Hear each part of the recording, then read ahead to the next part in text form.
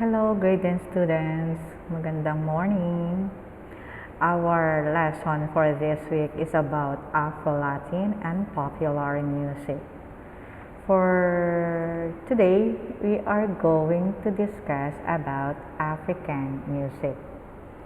Okay, so the African music, their musical tradition and culture of Africa is wide and varied. African music varies by region and by tribe with common characteristics, namely percussive, complex rhythms, and the call and response type of singing. Okay, if you have a book, open your book on page 31. So here are some characteristics of African music. The melodies, beat, tempo, form, timbre, instruments. Okay, the melodies of African music is short, mostly pentatonic scales or one syllable per note, or the parang organized within a scale of 4, 5, 6, or 7 tones. Doon lang umiikot yung melody nila. Hindi sila gumagamit ng complete 7 tones. Kumbaga, pag sinabing pentatonic, 5 tones lang yan. Kumbaga, parang do, re, mi, fa, sol, ganyan lang. Or 5 to 7 tones lang yan. Okay? And then, one syllable per note. Diba yung, your first activity is reggae. By the way, reggae is one of the genre or musical genre of African music. So that's why yun ang pinakinggan ko sa inyo. So the melody of the African music is one note syllable lang yan. Diba yung one day, yan. And the beat, nakita nyo, strong beat, then pulsating. Kasi parang yung beat niya, pare-parehas lang yan, strong. One day, ganon. Then the tempo, steady, yan, steady. Polyrhythms, syncopation, repeated rhythmic patterns. Okay, so yung the tempo is syncopation. Pag sinabi kasi syncopation, parang may pagkabitin. One day, nakahanggang pam, pam, pam, pam. Hindi yung 1, 2, 3, 4. Siya, 1, 2. Ganon. 1, 2, 3, 4. 1, 2. One day. Ganyan. So, next, the form. They have game song, work songs, call and response. The call and response, yung call for solo and the response maybe sa chorus yan ginagawa. And the timbre, open and relax. Pag sinabing timbre, ito yung the quality of the voice or the tones. Ayan. And the instrument used for African music is percussion, stringed, and wind. Pag sinabing percussion, ito yung mga drums or instrument that is striking. Like for example, drums, the congo, what else? Yung rattle, yung djembe, what else? Basta yung striking, drums, congo. And then when you say stringed instrument, or this is the chordophone, instrument that has strings, like for example guitar, and the wind instrument, this is the aerophones, instrument that are blown. For example of that is adutu, kudu, adungu. Ayan. So those are the characteristics of African music, and it is collective result to the cultural and musical diversity of more than 50 ethnic divisions of the continent.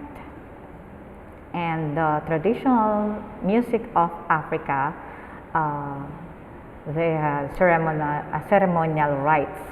Ginagamit ito sa mga birth, marriages, death, succession, worship. Ayan, so meron silang mga music pagdating sa mga seremonyas. And aside from that, meron din sa work-related, for example, yung katulad sa Philippines, yung mga occupational songs, like for example, yung magtanim ay bibiro, so ganon. And then social and nature. And the Afrobeat or Latin music, it is a term used to describe fusion of West African with Black American music. So nagkaroon ng pag-combination ng West African and the African music, or the Black American rather.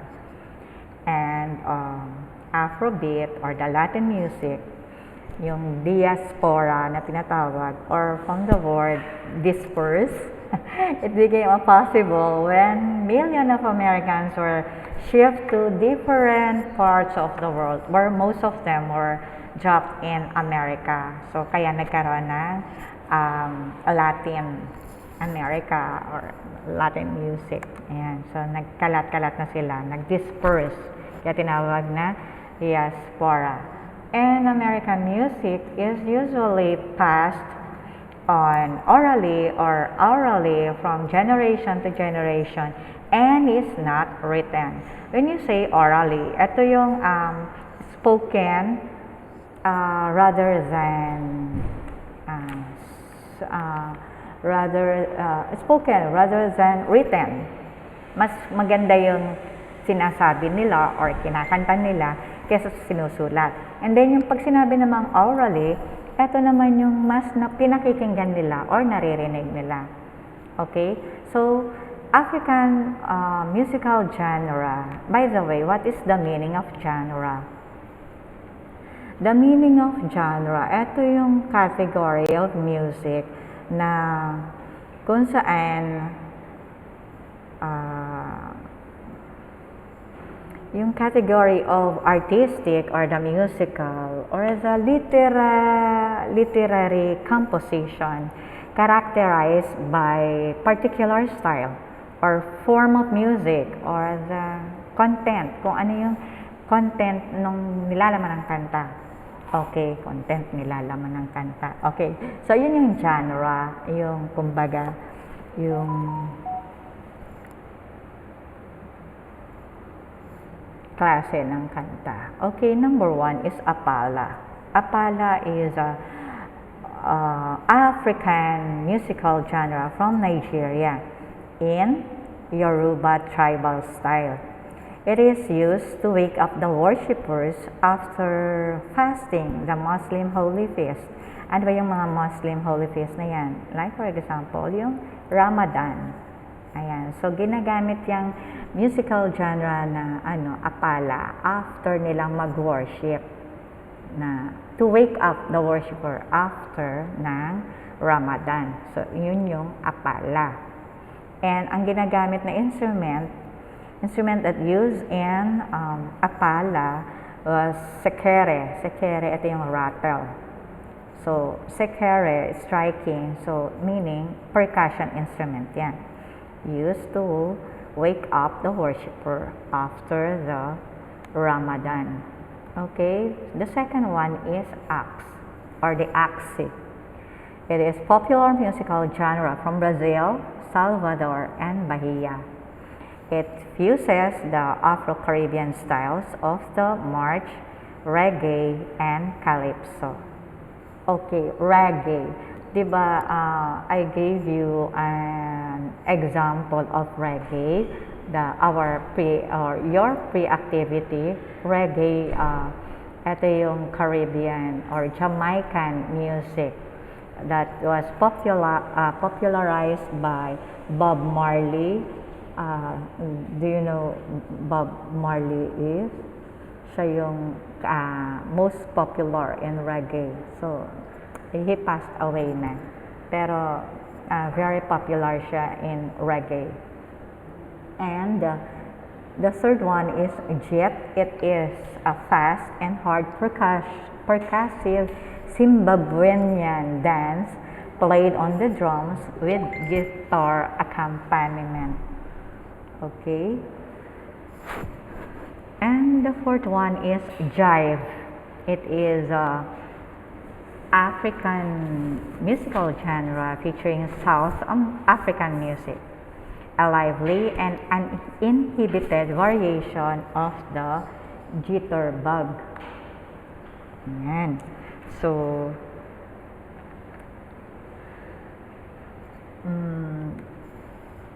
the fifth one is juju. Juju. It is a popular style from Nigeria relying on the traditional Yoruba rhythms. Okay, so yun naman yung juju. And the sixth one is kwasa kwasa. It is a booty dance style from Zaire. Ito naman yung booty dance, parang kumbaga sa atin, ito na yung, sa atin talaga, yung yung twerk it like Miley. Parang more, yung sayaw nila ay more unpwet lang yung gumagalaw talaga. Yan. Teka lang, I have an example of that. Pero ayaw na naman niyang mag-play. Anyway, basta iyon. Tignan nyo na lang iyon. And Marabi. Marabi, an extended dance in a bumping pattern and repeated harmony. Marabi naman, ito naman yung parang nang-aakit na sayaw. Iyon. A bumping pattern and repeated harmony. Ayan. Then reggae. Ito na nga yung reggae na sinasabi ko sa inyo kanina. A Jamaican sound dominated by bass and guitar. Kung napansin nyo, diba, more on bass, guitar, and congo yung ginagamit doon. Although gumamit din naman sila ng keyboard doon. And salsa. It is an Afro-Cuban music. And samba, Brazilian music. Then soca, a fusion of soul and calypso music. Were, Muslim music used as a wake-up call for early breakfast and prayers during Ramadan. So, kung makikita niyo yung difference between apala and were, yung apala is after the Ramadan. Ito namang were is during Ramadan. Okay, yung were is to wake up the worshipper during after the Ramadan, and the were is wake up call for early breakfast and prayers during Ramadan. Ito yung ginagamit nila pag Ramadan na. And the sock is a fast carnival type of music from Creole slang word party.